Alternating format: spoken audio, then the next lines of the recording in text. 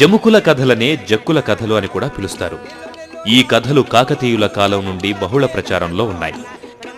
దీన్నే బుడికి, బుడికి పాట అని, బోనుల పాట, టమకటమ అని, బుడబుక్కల పాటనే పేర్లతో పిలుస్తారు.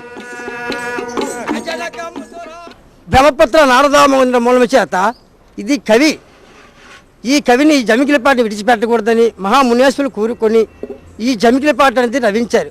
రవించి అక్కడి కాంచి మా వృద్ధపోషణ తర్వాత భారతంలో ఉన్న కొన్ని కథలు అలానే పోషించుకొని కొన్ని ఊళ్ళాట తిరిగి ఇంతకుముందు సినిమాలు రాకముందు మా కుటుంబని మాము పెంచుకోలేము.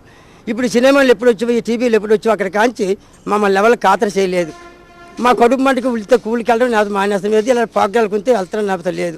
కాకతీయుల కాలంలో బవనీలు అంటే మాదిగ స్త్రీలు రేణుకా ఎల్లమ్మ కథను వీరావేశంతో చెప్పేవారు. వీరి ఆకలి తీర్చగలగాలి, ఉపాధిని కల్పించగలగాలి.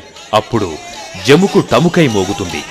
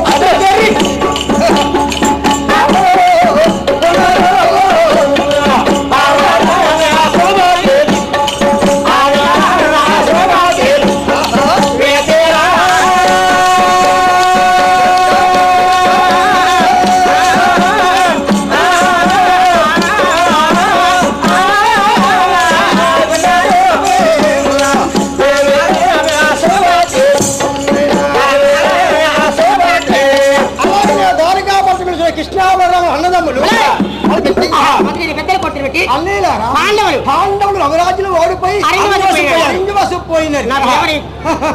నాకెవరు దిక్కులేక నీ పంచనే పడుకున్నా కన్ను పెట్టి శశికి